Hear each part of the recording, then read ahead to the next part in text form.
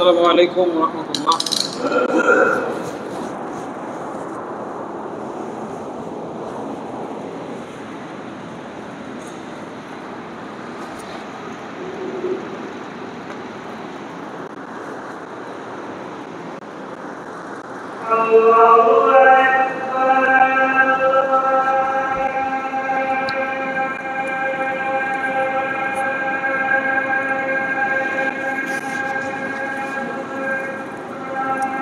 আল্লাহু আকবার, আল্লাহু আকবার।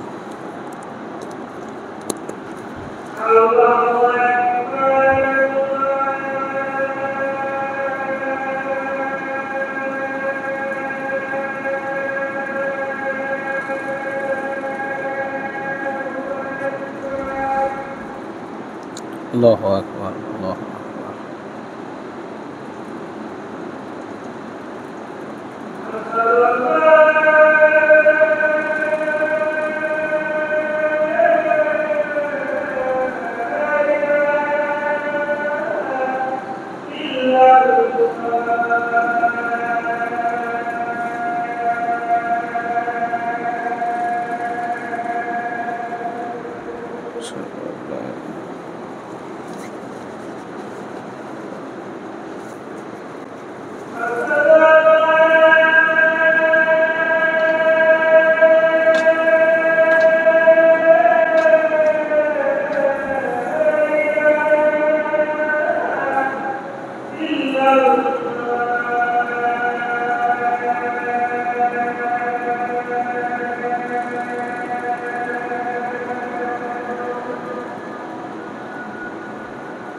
أشهد أن لا إله إلا الله.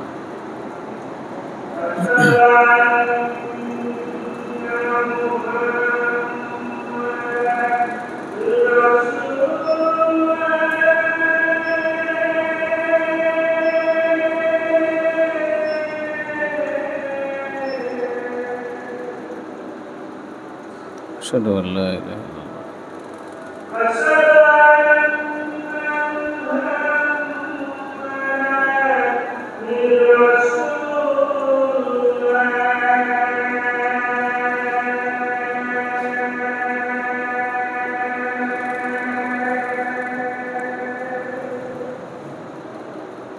أشهد أن محمد رسول الله.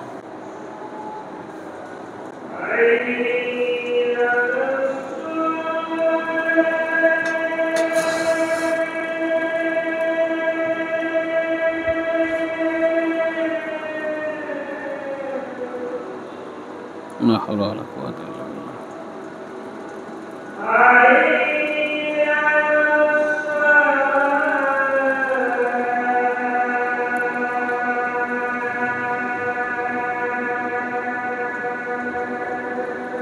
لا حول ولا قوة إلا بالله.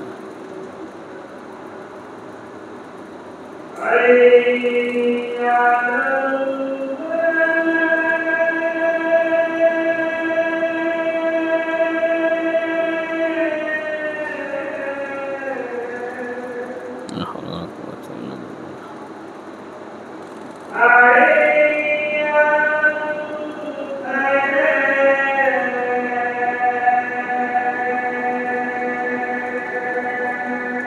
لا حول ولا قوة إلا بالله.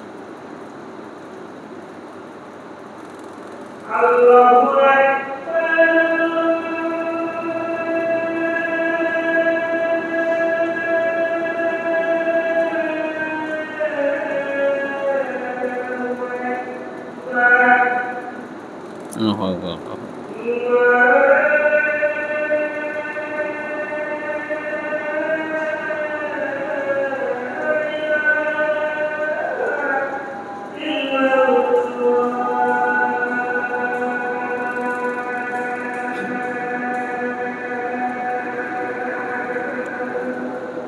لا إله إلا الله. اللهم صل على محمد.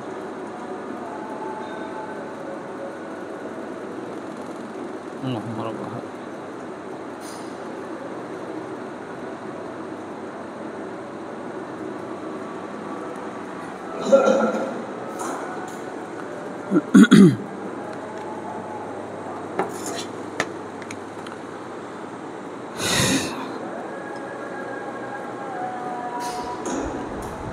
الحمد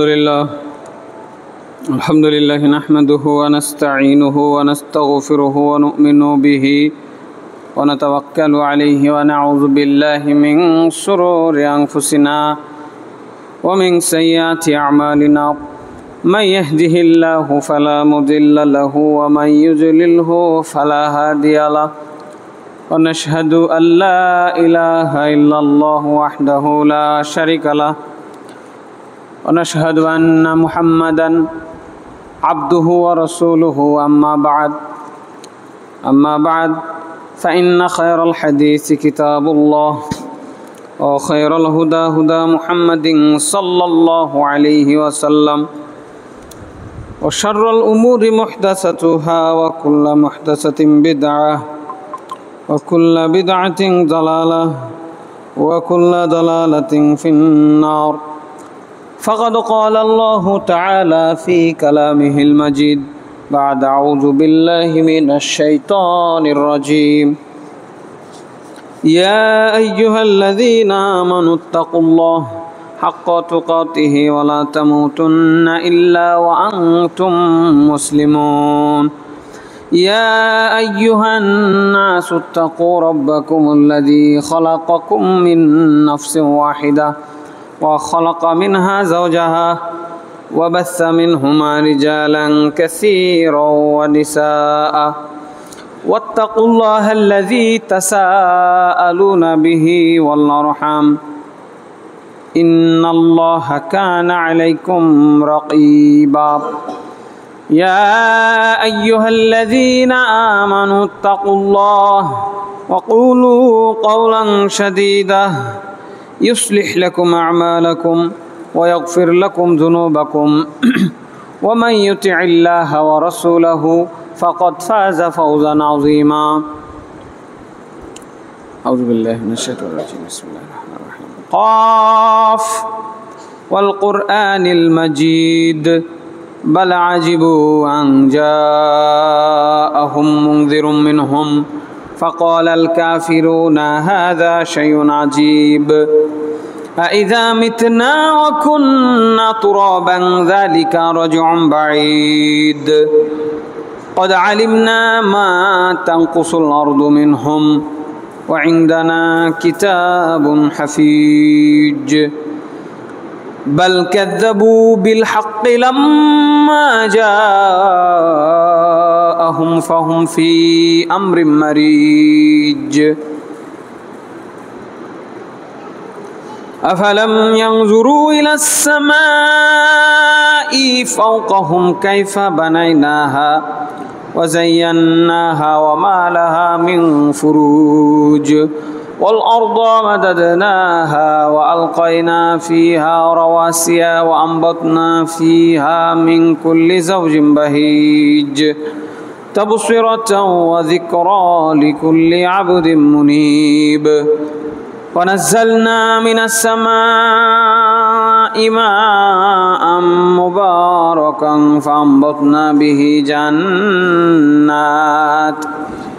فأنبتنا به جنات وحب الحصيد والنخل باسقات لها طلع نضيد رزقا للعباد وأحيينا به بلدة ميتا كذلك الخروج كذبت قبلهم قوم نوح وأصحاب الرأس وثمود وعاد وفرعون وإخوان لوط وأصحاب الأيكة وقوم تبع كل كذب الرسل فحق وعيد যাবতীয় গুণগান প্রশংসা আল্লাহ রাব্বুল আলামিনের জন্য যাবতীয় দুরূদ ও শান্তির ধারা বর্ষিত হোক আমাদের প্রিয় নবী শেষ নবী নবী মুহাম্মদ রাসূলুল্লাহ সাল্লাল্লাহু আলাইহি ওয়াসাল্লামের উপরে। সম্মানিত মসজিদের মুসল্লি ভাই বোন, আমরা ধারাবাহিকভাবে একটি অত্যন্ত গুরুত্বপূর্ণ বিষয় নিয়ে আলোচনা করে আসছি। একজন মানুষের জীবনে সবথেকে গুরুত্বপূর্ণ প্রধান এবং প্রথম যে প্রয়োজনীয় জিনিস গুরুত্বপূর্ণ জিনিস, সেটি ঈমান। আমরা পয়েন্ট আকারে ঈমানের যে গুরুত্ব এবং প্রয়োজনীয়তা আমরা আলোচনা করেছি। আজকে তারই ধারাবাহিকতায় আরও কিছু গুরুত্ব নিয়ে আমরা আলোচনা করব ইনশাআল্লাহ। ওমা তৌফিকি ইল্লা বিল্লাহ। ঈমানের কারণে একজন মানুষের মর্যাদা আল্লাহ রাব্বুল আলামিন বাড়িয়ে দেন। একজন মানুষের মর্যাদা আল্লাহর কাছে বৃদ্ধিপ্রাপ্ত হয়। আল্লাহ রাব্বুল আলামিন বলছেন সূরা মুজাদালা আয়াত নম্বর 11, ইয়ারফাইল্লাহুল্লাযীনা আমানু মিনকুম ওয়াল্লাযীনা উতুল ইলমা দারাজাত। তোমাদের মধ্যে যারা ঈমানদার, যারা মুমিন, যারা আল্লাহকে বিশ্বাস করে, আল্লাহ সুবহানাহু ওয়া তাআলা তাদের উচ্চ মর্যাদা দান করেন।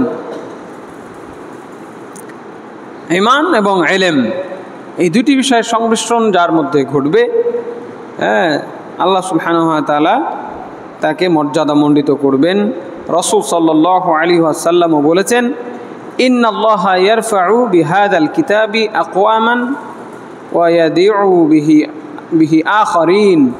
নিশ্চয় এই কালাম, এই কোরআন দ্বারা আল্লাহ রাব্বুল আলামিন কিছু মানুষের সম্মান বাড়ায়া দেন, আবার কিছু মানুষকে তিনি লাঞ্ছিত করেন। মুসলিম হাদিস নাম্বার 817, ইবনু মাজাহ হাদিস নাম্বার 180। তাহলে ঈমান এবং ইলম, কোন ইলম? আল্লাহর ইলম, আল্লাহর কিতাবের ইলম, কোরআনের ইলম, হাদিসের ইলম। এইটার মাধ্যমে আল্লাহ রাব্বুল আলামিন মানুষের মর্যাদাকে বাড়িয়ে দেন। এরপরে ঈমান গুনাহ মাফের কাফফারা। ঈমানের মাধ্যমে একজন মানুষের জীবনে যত পাপ রয়েছে সেই পাপগুলো আল্লাহ রাব্বুল আলামিন মাফ করে দেন। আলহামদুলিল্লাহ।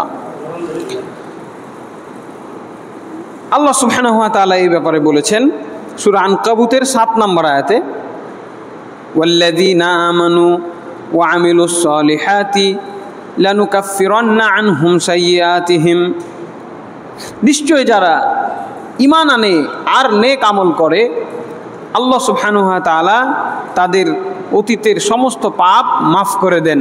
সুবহানাল্লাহ। এটা আল্লাহর ঘোষণা।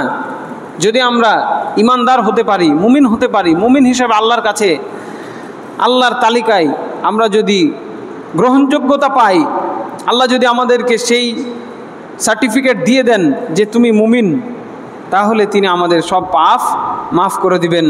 ওয়ালা নাজজিয়ান্নাহুম আহসানাল্লাযী কানু ইয়ামালুন। এই যে নেক আমল, ঈমান আনার পর যে নেক আমল তারা করবে, তার উত্তম বদলা আল্লাহ তাকে আখিরাতে দিবেন। এরপরে আল্লাহ রাব্বুল আলামিন আরো বলছেন, ওমা ইউমিন বিল্লাহি ওয়া ইয়ামালু সালিহান ইউকাফিরু আনহু সাইয়্যাতিহি ওয়া ইউদখিলহু জান্নাতিন তাজরি মিন তাহতিহাল আনহার খালিদিনা ফিহা আবাদা যালিকাল ফাওজুল আযীম। নিশ্চয়ই যারা ঈমান আনে এবং নেকির কাজ করে, আল্লাহ রাব্বুল আলামিন তাদের সব পাপ মাফ করে দিবেন এবং তাদেরকে এমন এক জান্নাতে দাখিল করবেন, প্রবেশ করাবেন, যেই জান্নাতের তলদেশ দিয়ে অনেকগুলো নদী প্রবাহিত হয়েছে, সেখানে তারা চিরস্থায়ীভাবে থাকবে। এটাই হচ্ছে বড় সফলতা। বলুন আলহামদুলিল্লাহ। ঈমানদার হয়ে আল্লাহর কাছে যেতে পারলে আল্লাহ রাব্বুল আলামিন আমাদেরকে চির আকাঙ্ক্ষিত জান্নাত দান করবেন, যেই জান্নাতের মধ্যে ঝর্ণা রয়েছে, যেই জান্নাতের মধ্যে নহর রয়েছে, নদী নালা রয়েছে। মানুষ যে প্রকৃতির প্রতি যে মুহাব্বত লালন করেন, আল্লাহ রাব্বুল আলামিন যে ভালোবাসা দিয়েছেন প্রকৃতির মধ্যে, এই প্রকৃতি, সুন্দর একটি প্রকৃতি আল্লাহ তাআলা জান্নাতে আমাদের জন্য রেডি করেছেন এবং সেখানে একবার যাকে ঢুকানো হবে সে সেখানে স্থায়ীভাবে বসবাস করবে। সূরা তাগাবুন আয়াত নাম্বার 9। আমর ইবনে আল আস রাদিয়াল্লাহু আনহুকে লক্ষ্য করে রাসূল সাল্লাল্লাহু আলাইহি ওয়াসাল্লাম বলছেন, আমা আলিমতা আন্নাল ইসলামা ইয়াহদিমু মা কানা ক্বাবলাহু ওয়া আন্নাল হিজরাতা তাহদিমু মা কানা ক্বাবলাহা ওয়া আন্নাল হজ্জা ইয়াহদিমু মা কানা ক্বাবলাহ। হে আমর ইবনে আল আস, তুমি কি জানো না যে ইসলাম ইমান পূর্ববর্তী সকল অন্যায় মিটিয়ে দেয়। আর হিজরতের পূর্ববর্তী সকল হিজরত, এই হিজরতের পূর্ববর্তী যত অন্যায় ছিল সব মিটিয়ে দেয়। আর হজ করার আগে যত অপরাধ ছিল সেটাও মিটিয়ে দেয়। সুবহানাল্লাহ। তাহলে ইমান, হিজরত, হজ। ইমান না থাকলে একজন মানুষ এত কষ্ট করে হজ করা সম্ভব নয়। হজ্জের যা কষ্ট, আল্লাহু আকবার, অনেক ত্যাগ রয়েছে। হজ্জের মধ্যে প্রায় সকল ইবাদতকে একত্রিত করতে হয়। আল্লাহ রাব্বুল আলামিনের এই শাশ্বত বিধান, ফরজ বিধান, যা জীবনে একবার পালন করা ফরজ প্রত্যেক মুসলমানের জন্য, যার সামর্থ্য রয়েছে। হজ্জে গিয়ে যদি কেউ ঝগড়া করে তার হজ বাতিল। কথা বুঝেছেন? আপনার পায়ের ওপর পা তুলে দিবে, তারপর আপনি তাকে কিছু বলতে পারবেন না। কারণ লাখো লাখো মানুষ সেখানে যায় এবং এক একজনের দেশ ভিন্ন, কালচার ভিন্ন, চলাফেরা ভিন্ন, সাইকোলজি ভিন্ন। অতএব সকল সাইকোলজির মানুষ যখন এক জায়গায় গ্যাদারিং করবে, ভিড় জমাবে, সেখানে গিয়ে কত রকমেরই অবস্থা ঘটতে পারে যেটার সাথে আমরা অভ্যস্ত না। কাজে একজন প্রকৃত মুমিন না হলে হজ্জে মাবরুর করা প্রায় অসম্ভব বলা চলে। কাজেই এই হজ্জের মাধ্যমে আল্লাহ রাব্বুল আলামিন একটা সুযোগ দিয়েছেন আমাদেরকে, অতীতের সব গুনাহ মাফ করে দেওয়া হবে। এরপরে দেখেন এই ঈমান কতটা গুরুত্বপূর্ণ বিষয়। এই ঈমানের মাধ্যমে ওসিলা ধরে আপনি আপনার পাপের জন্য ক্ষমা চাইতে পারেন। ঈমানকে আল্লাহ তাআলা একটা ওসিলা হিসাবে ধারণ করেছেন এবং এই ধরনের আরও বহু ওসিলা আছে যেগুলো বৈধ। যেমন আল্লাহর নাম এবং গুণাবলী, সূরা আরাফের 180 নম্বর আয়াত এবং নাসাই হাদিস নম্বর 1305। এবং আপনার যে কোনো নেক আমল, আপনি 10টা টাকা দান করেছেন, আপনি তাহাজ্জুদের নামাজ পড়লেন, এমনি আপনার মনে চাইলো 2 রাকাত নামাজ পড়ে আল্লাহকে বললেন, আপনি একটা সিয়াম রাখলেন, 2টা সিয়াম রাখলেন আল্লাহর রাস্তায়, আপনি কটা টাকা দান করে আল্লাহকে বলতে পারবেন, আল্লাহ আমি এই কাজটা করলাম, আপনি আমার গুনাহগালা মাফ করে দেন। এই সুযোগ দেওয়া হয়েছে। ঈমানের ওসিলাই, নেক আমলের ওসিলাই আমরা কি করতে পারি? আল্লাহর কাছে ক্ষমা চাইতে পারি। এবং আল্লাহর যে সুন্দর সুন্দর নাম রয়েছে, ইয়া গফফারু, ইয়া গফুরুর রহিম, হে ক্ষমাকারী, হে দয়াবান, আপনি আমাকে ক্ষমা করে দেন, আপনি আমার উপরে দয়া করেন। এইভাবে আল্লাহর নাম ধরে ধরে আমরা দোয়া করতে পারি। ইয়া আর রাজ্জাকু, হে রিজিক দাতা, ইয়া রব্বুল আলামিন, হে জগৎ সমূহের প্রতিপালনকারী, আপনি আমাকে একটু বিশেষ নজরে দেখেন, আমাকে একটু প্রতিপালন করেন, আমার ঋণ হয়ে গেছে অনেক, আপনি আমাকে একটু সাহায্য করেন, আমার ঋণগুলো মাফ করে দেন, আপনি আমাকে রিজিক দেন। এইভাবে আমরা ওসিলা ধরে ধরে আল্লাহর কাছে দোয়া করতে পারি। বুখারী হাদিস নাম্বার 2215। এরপরে জীবিত কোনো ভালো ব্যক্তির নিকটে গিয়েও আমরা তার ওসিলায় দোয়া করতে পারি। বুখারী 6342, একজন খুব ভালো মানুষ, তাকে গিয়ে আমরা বলতে পারি যে আপনি আমার জন্য একটু আল্লাহর কাছে দোয়া করেন, হয়তো আল্লাহ আপনার ওসিলায় আমার জীবনের এই বিপদ থেকে আমাকে উদ্ধার করতে পারেন, আমার গুনাহ মাফ করতে পারেন। ঠিক আছে? আল্লাহ রাসূল সাল্লাল্লাহু আলাইহি ওয়াসাল্লামের কাছে তার জীবদ্দশায় সাহাবায়ে কেরাম যেতেন। তার মৃত্যুর পরে তার চাচা আব্বাস রাদিয়াল্লাহু আনহুর কাছে সাহাবায়ে কেরাম যাইতেন, দোয়া চাইতেন। কিন্তু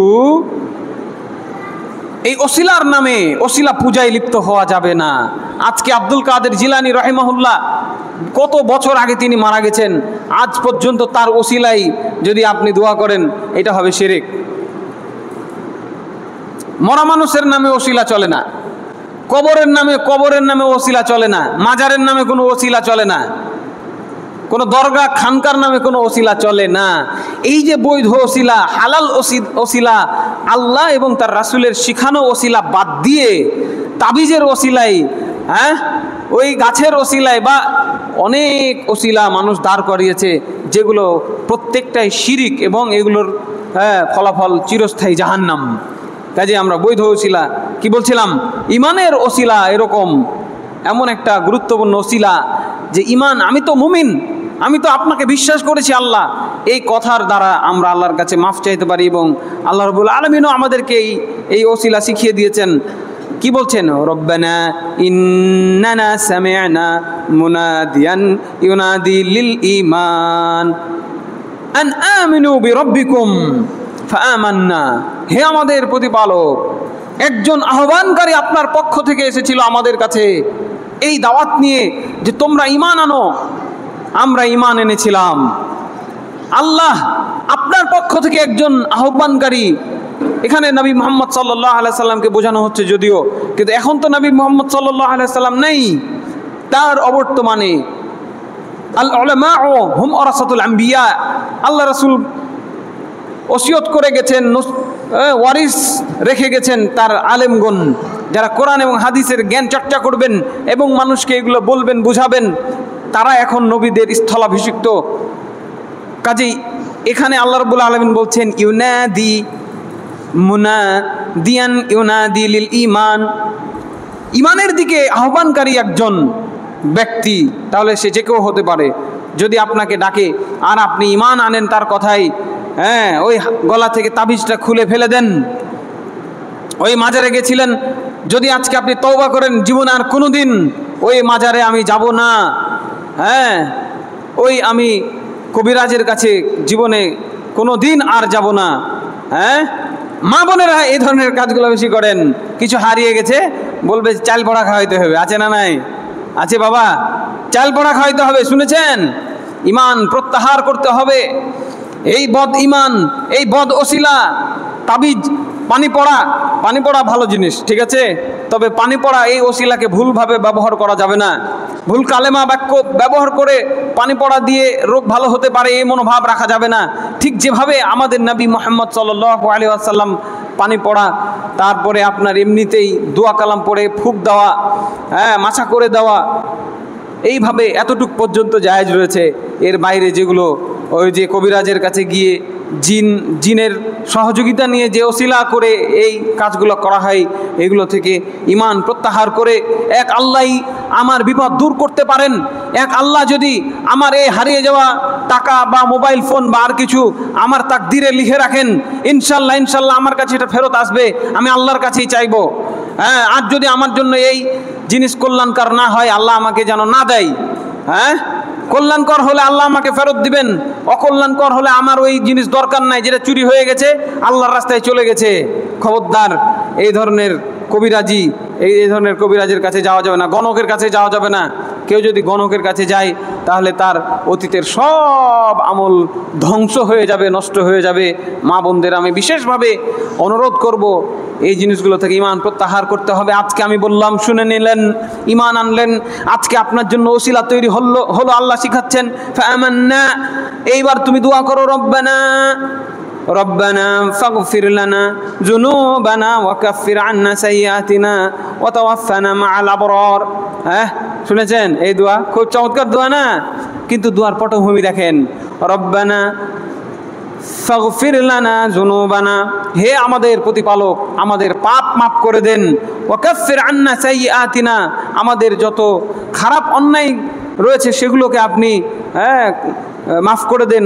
হ্যাঁ, ওয়া তাওয়াফানা মা'আল আবরার, এবং মৃত্যুটা যেন হয় ভালো মানুষদের সাথে, ভালো মানুষদের কাতারে শামিল হওয়ার পর যেন আমার মৃত্যু হয়। এই পাপ নিয়ে, এই অন্যায় ভরা জীবন নিয়ে আমি যেন এই দুনিয়া থেকে না যাই। আল্লাহ, কি ওসিলা কোথায়? যেহেতু আমি ঈমান এনেছি। ইমাম সাহেবের মুখে শুনেছিলাম এই শিরক এইগুলো করা যাবে না, এইগুলো ছাড়তে হবে, আল্লাহর উপর ঈমান আনতে হবে। আমি ঈমান এনেছি, আল্লাহ আজকে আপনি আমার সব পাপ মাফ করে দেন। সূরা আলী ইমরান আয়াত নম্বর 193। এখানে আল্লাহ রাব্বুল আলামিন কি সুন্দরভাবে আমাদেরকে ওসিলার শিক্ষা দিয়েছেন। ঈমানের ওসিলায় আমরা আল্লাহর কাছে মাফ চাইতে পারি। এরপরে দেখেন, এই ঈমানের ওসিলাই এই পৃথিবীর বুকে জালেম বাদশার অন্যায় অপকর্মের হাত থেকে আমাদের ইব্রাহিম আলাইহিস সালামের স্ত্রী সারা আলাইহিস সালামকে আল্লাহ রক্ষা করেছিলেন। একদম জলজ্জান্ত উদাহরণ। মানুষ, নবীর স্ত্রী বিপদে পড়েছেন, এজন্য হতাশা যেন না আসে যে আমি শুধু বিপদে পড়ি, আল্লাহ খালি আমাকেই বিপদ দেন। দেখছেন, নবী বিপদে, নবীর স্ত্রী বিপদে, এই পৃথিবীর বুকে তাদের সাহায্যকর্তা কেউ নাই। ইব্রাহিম আলাইহিস সালামের গল্প শুনিয়েছি আপনাকে, শুধু ঈমানের কারণে বাপ চলে গেছে বিপরীতে। বাপ বলছে লাইন লাম তানতাহি লানারজুমান্নাক, ইব্রাহিম, যদি তুই না থামিস তোকে পাথর মেরে তোর মাথা ফাটিয়ে দিব। আল্লাহু আকবার। বাপ যদি জীবন থেকে চলে যায় তাহলে এই একটা মানুষের জীবনে আর কে থাকে বলেন? বাপ নাই, বাপ ওই শাসকের মন্ত্রী, হ্যাঁ, ওই শাসকও তাকে আগুনে নিক্ষেপ করে হত্যা করতে বলেছিল। দেশ ছেড়ে চলে গেলেন, আল্লাহর হুকুম হলো যাও চলে যাও।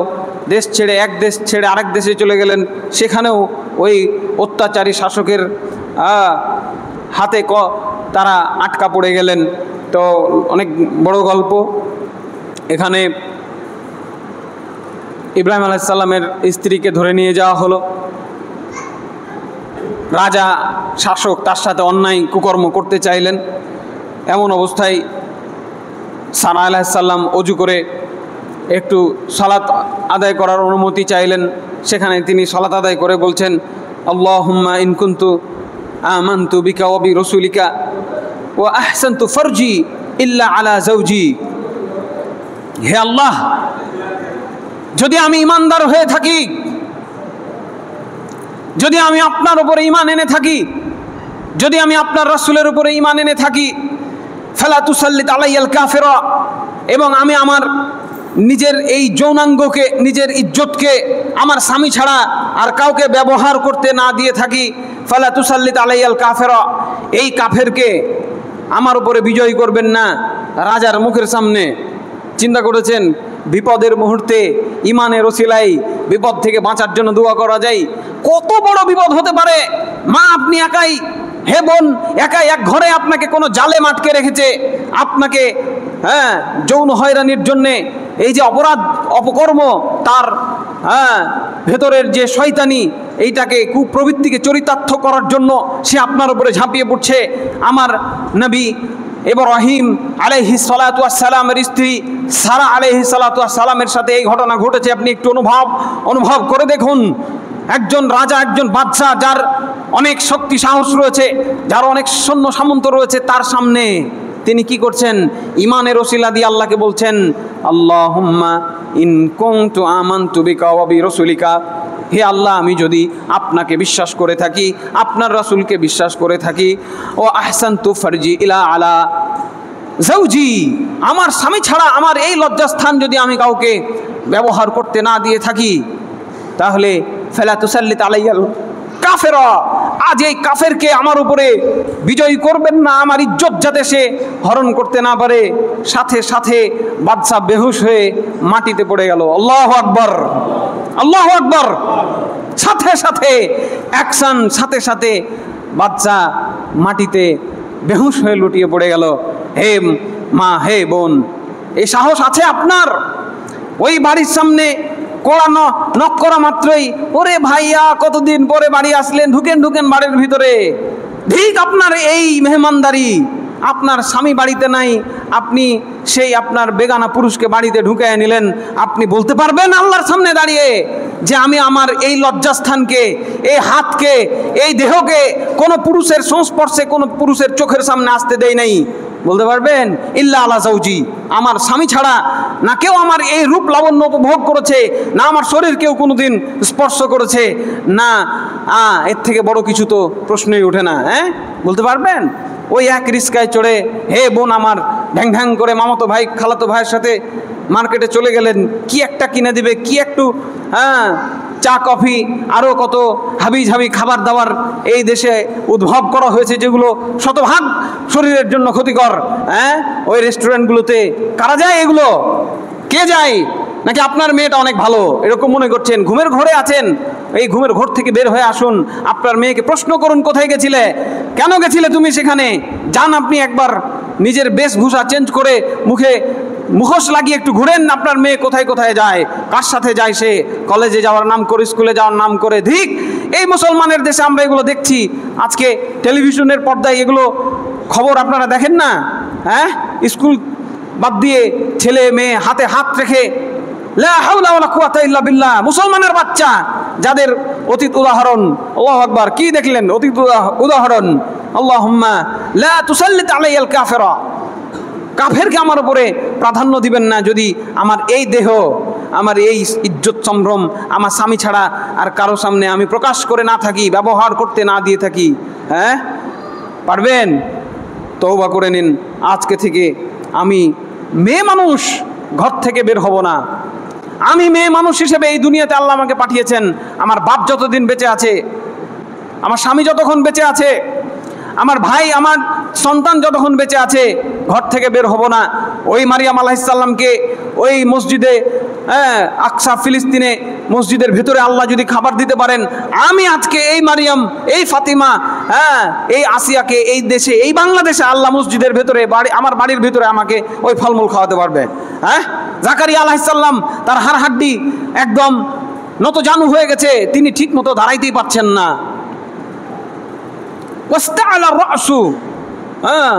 মিন্নি, আল্লাহকে বলছেন যে আমার চুল সব পেকে ধবধবা সাদা হয়ে গেছে।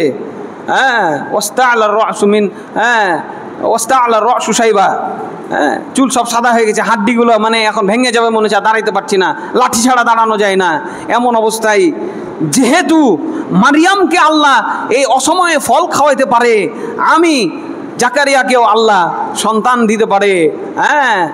কি বলছেন যে জীবনে কখনো আমি আপনার কাছে দোয়া করে নিরাশ হই নাই। ও হাবালানি মিল্লাদুন, ও হাবলি মিল্লাদুনকা যুররিয়াতান, হে আল্লাহ, আপনি আমাকে একটা সুন্দর সন্তান দান করেন। ইয়ারিসুনি ওয়া ইয়ারিসু মিন আলি ইয়াকুব, আমার উত্তরাধিকারী, আমার বংশধর হবে সে। চিন্তা করতে পারেন, এত ছোট, এত বয়স্ক মানুষ, বুড়া মানুষ, এত বুড়া মানুষ এখানেও দেখতে পাচ্ছি না আমি মনে হয়। তিনি, তার কি ইমান বেড়ে গেল। আল্লাহু আকবার। এই ইমান, হে বোন, আপনাকে ধারণ করতে হবে। আমি যাবো না বাজারে, যাব না। আমার আল্লাহ আমার জন্য আমার প্রয়োজনীয় সব কিছু আমার বাড়িতে এনে দিতে পারে। যারা ওই বাজার ঘাটে ঘুরে তারা চাকরানি, তারা দাসী। আল্লাহ রাসূলের জামানায় শুধু চাকরানি আর দাসীরা বাইরে যাইতো, সমাজের সর্বনিকৃষ্ট নারীরা বাইরে যাইতো, উৎকৃষ্ট নারীরা তারা বাড়ি থেকে বাইরে যাইতো না। কাজেই আপনিও চেষ্টা করুন হে মা, হে বোন, এবং বাড়ির ভেতরে নট অ্যালাউড কোনো পরপুরুষ। এবং পরপুরুষের সঙ্গে আমি শিখিয়েছি, আবার শেখাবো, পরপুরুষ, এটা আজকে মাথায় রাখেন। পরপুরুষ বলতে কাদেরকে বোঝায়? যদি ভুলে গিয়ে থাকেন, আপনার ইমান আপনাকে বাধ্য করবে, করা উচিত যে আমি পরপুরুষ কাকে বলে সেটা জেনে নিব।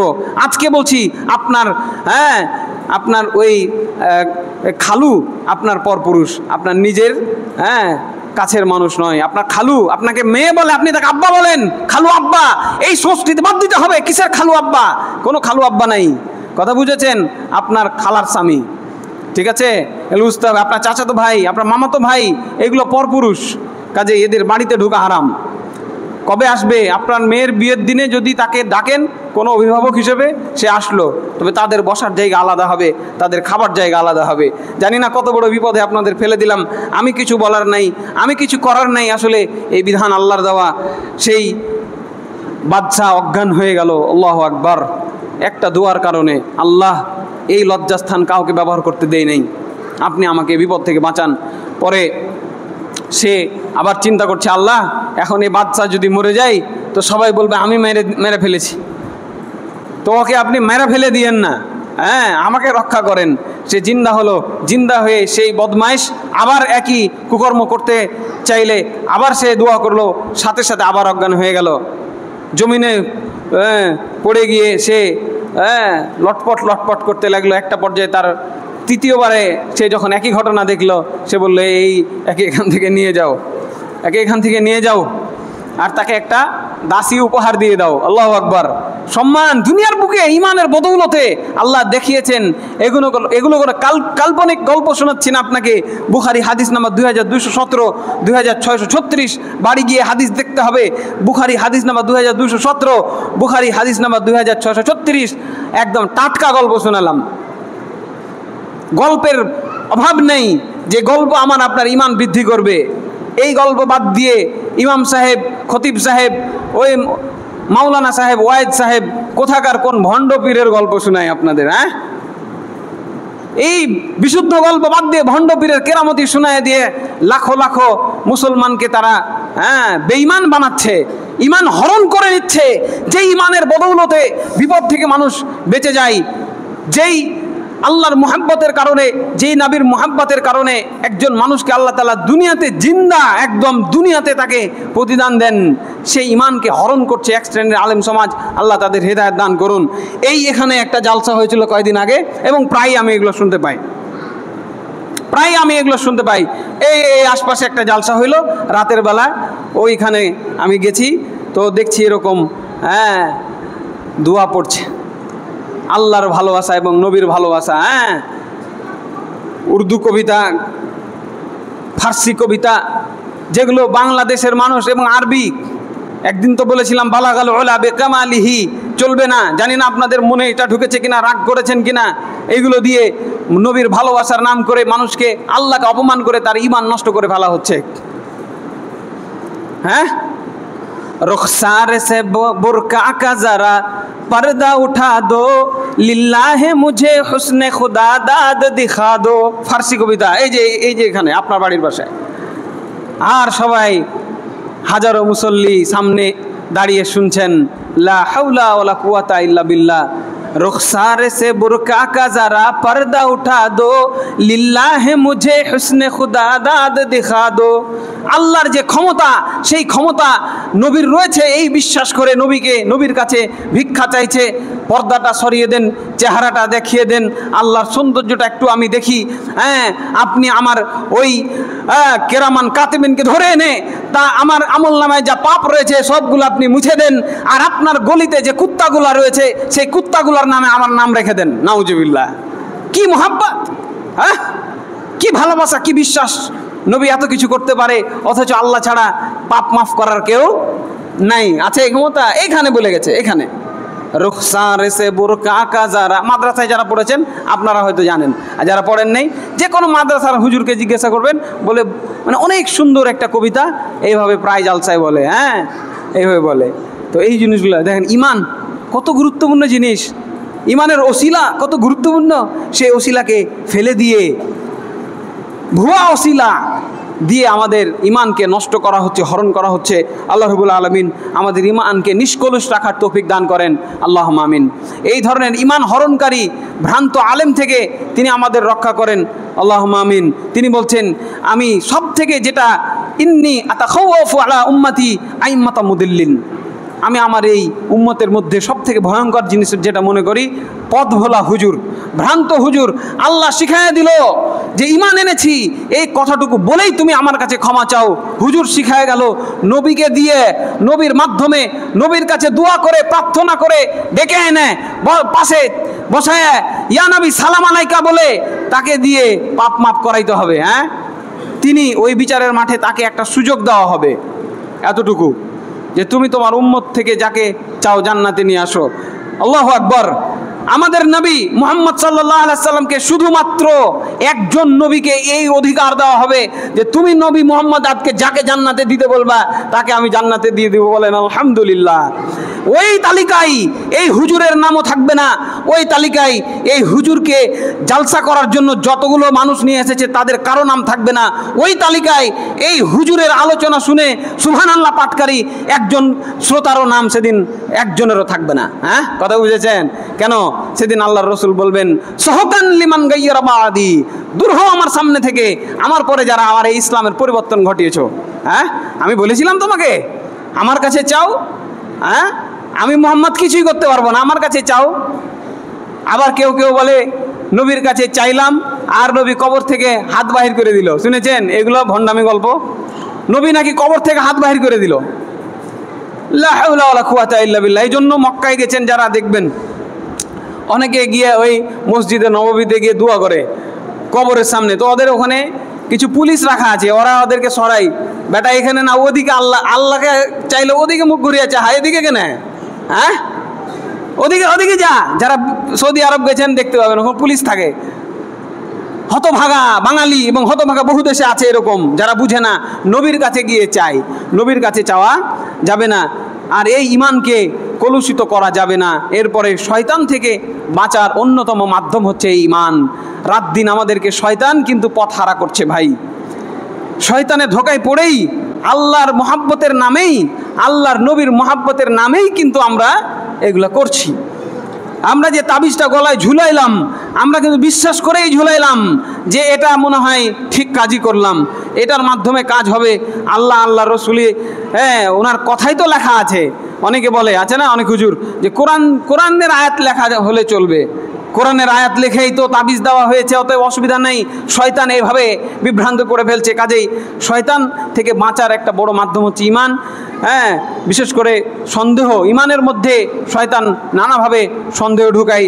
যেমন রাসূল সাল্লাল্লাহু আলাইহি ওয়াসাল্লাম একদিন কোন এক সাহাবীদেরকে তিনি বলছেন, দেখো শয়তান তোমাদের মাঝে মানুষের রূপ ধারণ করে আসে, অনেক সময় আসার পরে বলে এটাকে সৃষ্টি করেছে, ওটাকে সৃষ্টি করেছে, সেটাকে সৃষ্টি করেছে, এভাবে এক পর্যায়ে বলবে তাহলে বলো তো আল্লাহকে কে সৃষ্টি করেছে। এইভাবে শয়তান মনের মধ্যে কুমন্ত্রণা জাগাবে।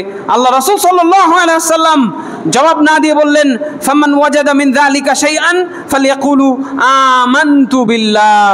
এই ধরনের উদ্ভট প্রশ্নের সম্মুখীন তোমাদের কেউ হলে তুমি সাথে সাথে বলবে আমানতু বিল্লাহ, আমি আল্লাহর উপরে ঈমান আনলাম। এই চর্মচক্ষু এবং এই মানুষের মস্তিষ্ক বহু কিছুর সমাধান করতে পারবে না। কথায় কথায় এত বিজ্ঞান করেন না, ঠিক আছে? আপনার পিছনে কি আছে আপনি দেখতে পাবেন না, এটাই আমাদের তাকদির। এই আসমান পেরিয়ে কি আছে দেখার ক্ষমতা বিজ্ঞানের হয় নাই, এখনো হয় নাই। তারা বলতে পারছে না কি যে আছে, আল্লাহ ভালো জানে। বাধ্য এমন এক সত্তা এই শরীরের ভেতরে দিয়ে দিয়েছেন, ফানাফাখা ফীহি মির রূহি। আল্লাহ বলছেন এই শরীরের ভেতরে আমি আমার রূহ ফুঁকে দিয়েছি, উদ্ধার করো তুমি। কোথায় আছে, কি আছে, সব তো আছে।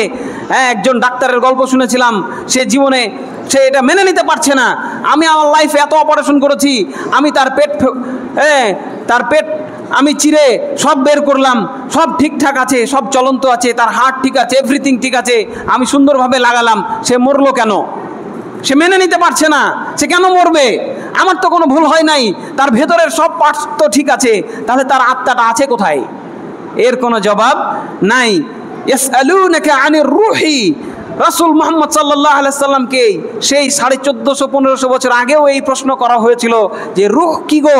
আজকে এই 1450-1500 বছর ধরে বিজ্ঞানীরা, ডাক্তাররা এটা এখনও আবিষ্কার করতে পারছে না। তাদের মনে প্রশ্ন থেকে যায় রূহ কি জিনিস, কোন এমন নির্দেশনার কারণে আমি এতক্ষণ ধরে দাঁড়িয়ে দাঁড়িয়ে কথা বলছি আর আপনি কথাগুলো শুনতে পাচ্ছেন, কি আছে এর ভেতরে? আল্লাহ যদি এখনই বলে দেয় স্টপ, আমি এখনই স্টপ হয়ে যাব, পড়ে যাব। কুলির রূহ মিন আমরি রাব্বি, তুমি বলে দাও এই রূহ হচ্ছে আল্লাহর একটা ইশারা। সুবহানাল্লাহি ওয়া বিহামদিহি। ঠিক আছে? কাজে এই যে বিশ্বাস, এই বিশ্বাসটুকু আমাদের রাখতে হবে। আমরা এটা গবেষণা করতে পারবো না। কাজেই শয়তান কিন্তু এইভাবে আমাদেরকে বিভ্রান্ত করবে। কাজেই আমরা যদি ইমানের কথাটা বলতে পারি মুখ দিয়ে, আল্লাহ আমাদের ওই সময় আমাদের ইমানটা হেফাজত করবেন। এরপরে দেখেন, ইমান মানে সফলতা। একদম সিম্পল কথা, আপনার ইমান ঠিক আছে আপনি সফল, আপনার ইমান ঠিক নাই আপনি ব্যর্থ। দুনিয়াতেও ব্যর্থ, আখেরাতেও ব্যর্থ। যদিও দুনিয়ার সফলতার মানদণ্ড 10 তলা বিল্ডিং আপনার আছে, থাকতে পারে, কিন্তু আপনি ব্যর্থ। যদি না বুঝেন তাহলে আপনি ডাবল ব্যর্থ। যদি বুঝেন যে আমার ইমান ঠিক নাই, মনে হয় একদিন হয়তো সেই লাক্সারিয়াস ভবন ছেড়ে, সেই আলিশান বিল্ডিং ছেড়ে আপনি গাছতলায় চলে যাবেন। এই হারামের উপার্জন আমার দরকার নেই। যদি আপনার মস্তিষ্ক ঠিক থাকে, আপনি যদি বুঝতে পারেন, তাহলে আপনি তো বাঁচার একটা পথ আছে। হায়াত থাকতে থাকতে আপনি যদি এটা বুঝে যান যে এই হারামের এই সুখ বিলাসিতা আমার আখেরাতে উপকারে আসবে না, তাহলে আপনি বাঁচতেও পারেন। কিন্তু যদি আপনি এটা না বুঝেন, আপনি যদি ফখর করেন, আপনার আত্মীয় স্বজনকে যদি আপনি হেয় করেন, জীবনটা তোর বাদ হয়ে গেল, তুই কি করলি, বেটাটাকে মাদ্রাসায় দিলি, শেষ করে দিলি, আর আপনিও মনে মনে ভাবছেন তাই তো, এখন তুই কি করে খাবি রে বা। এই যে নোংরামির চর্চা আছে আমাদের সমাজে, এগুলো থেকে বেঁচে থাকতে হবে, বের হয়ে আসতে হবে। তা না হলে আপনি ডাবল বিপদে আছেন। এক তো আপনি ইমান হারিয়েছেন, দ্বিতীয়ত আপনার ইমান ফিরে আসার রাস্তাও বন্ধ হয়ে গেছে। এবং আপনার দেখা দেখি আপনার আত্মীয় স্বজনের সবাই এখন ইংলিশ মিডিয়াম ছাড়া বাচ্চা ভর্তি করবে না। ইংলিশ মিডিয়াম পড়েন, আপত্তি নাই, তবে ইমান বিক্রি করে নয়, ওই নারী পুরুষ এক জায়গায় বসে নয়। আপনার মেয়েকে একজন মেয়ে শিক্ষিকা পড়াবে, একজন ছেলে শিক্ষিকা নয়, একজন ছেলে শিক্ষক নয়। আপনার ছেলেকে একজন ছেলে শিক্ষক পড়াবে, একজন মেয়ে শিক্ষিকা নয়। আজকে এগুলো দেখতে হচ্ছে যে শিক্ষিকার সাথে ছাত্র পালিয়ে গেছে, এগুলোও দেখতে হচ্ছে যে ছাত্রীর সাথে শিক্ষক পালিয়ে গেছে। দেখতে হচ্ছে না? না পেট বানিয়ে বলছি? কেন? এই নিয়ম আপনাকে তৈরি করার অধিকার কে দিয়েছে? এই নিয়ম তো আগে থেকে হারাম ছিল। আজকে এই চাঁপাইনবাবগঞ্জে মহিলা কলেজ উদ্ভাবন কেন হয়েছে সেই ইতিহাস খুঁজে দেখেন। হে প্রিন্সিপাল, বের হতে হবে আপনাকে ওই ভবন থেকে। 1 মিনিট থাকার অধিকার নাই। আমার বয়েজ কলেজ থাকতে আমি গার্লস কলেজ করেছিলাম এই জন্যই যে আমার মেয়েকে তোর মুখ দেখাবো না। তুই নালায়ক ওখানে বসে, শিক্ষিত অভদ্র মানুষ বসে আমার মেয়েকে তুই আদর করিস আর তুই তাকে জ্ঞান দিস, শিখাস। হ্যাঁ, অশিক্ষিত নামের কিসের হেডমাস্টার, কিসের শিক্ষক, সবগুলোকে লাথি মেরে বের করতে হবে ওইখান থেকে। যেই এটার নাম ইমান। আর যদি ইমান না থাকে তাহলে এগুলো গায়ে লাগবে না। ও মায়ের মতো, ও মেয়ের মতো, ও বাপের মতো। ঠিক এই ধরনের তৈরি করা মা, মেয়ে, বাপ, বোন এগুলো চলবে না। ঠিক আছে? কাজেই আপনার সফলতার মানদণ্ড হলো ইমান। আল্লাহ রাব্বুল আলামিন বলছেন সূরা বাকারার মধ্যে লম্বা আলোচনা করে, উলাইকা আলা হুদাম মির রাব্বিহিম ওয়া উলাইকা হুমুল মুফলিহুন। ইমান যার আছে সেই সঠিক পথে আর সেই সফল। কাজেই আল্লাহ রাব্বুল আলামিন যেন আমাদেরকে এই ইমানের এই সফলতার মানদণ্ড নির্ধারণ করার তৌফিক দান করেন, আল্লাহুম্মা আমিন। এবং ইমানের মাধ্যমে দুনিয়া এবং আখিরাতে উপকৃত হওয়ার তৌফিক দান করেন, আল্লাহুম্মা আমিন। আরেকটি গুরুত্বপূর্ণ পয়েন্ট হচ্ছে, যার ইমান আছে, যার ইমান ঠিক থাকবে, আল্লাহ তাআলা তাকে নিজ উদ্যোগে সঠিক পথে পরিচালিত করবেন। আল্লাহ রাব্বুল আলামিন বলছেন, মা আসাবা বিম মুসিবাতিন ইল্লা বিইজনিল্লাহি ওয়া মান ইউমিন বিল্লাহি ইয়াহদি কলবাহু ওয়াল্লাহু বিকুল্লি শাইইন আলিম। মানুষের যত বিপদ আপদ হয় শুধুমাত্র আল্লাহর অনুমতিতেই হয়। যা বিপদ হয়েছে হোক, ঠিক আছে, আমার আল্লাহ আমাকে পরীক্ষা নিচ্ছেন, আমি যদি ধৈর্য ধারণ করতে পারি নিশ্চয় আল্লাহ আমাকে রক্ষা করবেন। এইভাবে কোটি টাকা চলে গেছে, যাক, ধৈর্য ধারণ করতে হবে, আল্লাহর অনুমতিতে এই বিপদ এসেছে। এই বিশ্বাস, এই ইমান, আল্লাহ আমাকে উদ্ধার করতে পারেন। এই ইমান যদি আমরা রাখতে পারি, আল্লাহ বলছেন কি, আমি তাকে হেদায়েতের রাস্তায় পরিচালিত করব, সরল পথে, সঠিক পথে পরিচালিত করব। যেখানে আমরা প্রায় প্রত্যেক দিন 5 ওয়াক্ত, প্রায় না, প্রত্যেক দিন অন্তত 5 ওয়াক্ত ফরজ নামাজে সূরা ফাতিহাই বলি না, ইহদিনাস সিরাতাল মুস্তাকিম। বুঝে বলি না বুঝে বলি? আমি নামাজে দাঁড়িয়ে আল্লাহকে বলছি, আল্লাহ সরল পথে চালাও। আর আল্লাহ বলে দিলেন, যারা ইমানদার আমি তাদেরকে সরল পথে চালাবো। এরপরে তিনি আরও বলছেন, ওয়া ইন্নাল্লাহা লাহাদিল্লাযিনা আমানু ইলা সিরাতিম মুস্তাকিম। আর নিশ্চয় আল্লাহ বিশ্বাস স্থাপনকারীদেরকে সরল পথে পরিচালিত করেন। সূরা হজ আয়াত নাম্বার 54। এই হচ্ছে ইমানের একটি বড় পাওনা। ইমান ঠিক হলে আপনি পাপের রাস্তা থেকে বেঁচে থাকতে পারবেন, হারামের রাস্তা থেকে বেঁচে থাকতে পারবেন, হালালভাবে সহজভাবে জীবনটা চলে যাবে। আল্লাহ এইভাবে আমাদেরকে গায়েবী মদদে তিনি আমাদের সাহায্য করবেন। এবং এতটুকু বিশ্বাস আমাদেরকে রাখতে পারতে হবে। একজন ইমানদারকে শয়তান সহজে প্রভাবিত করতে পারে না। ঠিক আছে? যখন তাকে জান্নাত থেকে বিতাড়িত করা হলো আদমকে সিজদা না করার অপরাধে, তখন সে বলেছিল, আমাকে কিয়ামত পর্যন্ত অবকাশ দেন। আল্লাহ বলল, ঠিক আছে, তোকে অবকাশ দিলাম। সে বলল যে আমি প্রত্যেক আদম সন্তানকে তার সামনে, পিছনে, ডানে, বামে সব দিক থেকে তাকে কি করব, পথভ্রষ্ট করার সর্বাত্মক চেষ্টা করব। তবে ইন্নাহু লাইসা লাহু সুলতান আলাল্লাযিনা আমানু ওয়া আলা রাব্বিহিম ইয়াতাওয়াক্কালুন। 2টা গুণ যাদের ভেতরে থাকবে তাদেরকে শয়তান নড়চড় করাইতে পারবে না। 1 নাম্বার ইমান, 2 নাম্বার তাওয়াক্কুল। যে কোনো বিষয়ে আল্লাহর উপরে ভরসা করা, যদি এটা করতে পারি তাহলে শয়তান এই সাক্ষী আল্লাহ কোরআনের মধ্যে দিয়েছে, সূরা নাহাল আয়াত নম্বর 99। এই 2টা বৈশিষ্ট্য হৃদয়ে ধারণ করতে পারলে শয়তান আপনাকে বিভ্রান্ত করতে পারবে না। বাকি সবাইকে, প্রত্যেক আদম সন্তানকে দিয়ে সে পাপ করাবে। এবং সব থেকে বড় পাপ হলো শিরক। এই শিরক করিয়া তাকে স্থায়ীভাবে জাহান্নামে ঢোকানোর জন্য শয়তান চেষ্টা করবে।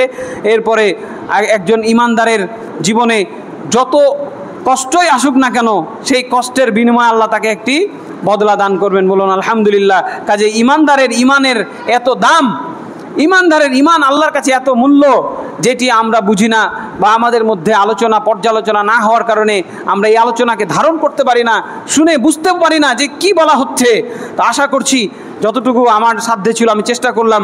আপনারা হয়তো কিছুটা হলেও অনুধাবন করেছেন যে এই পৃথিবীতে আমার জীবনে সব থেকে গুরুত্বপূর্ণ জিনিস হলো ইমান।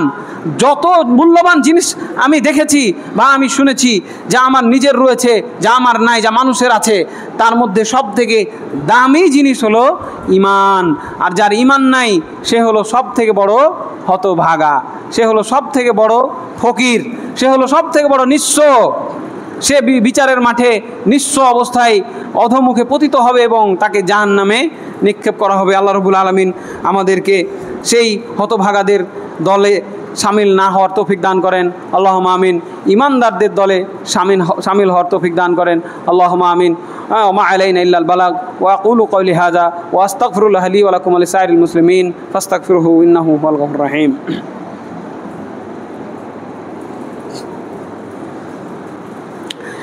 ইন্নাল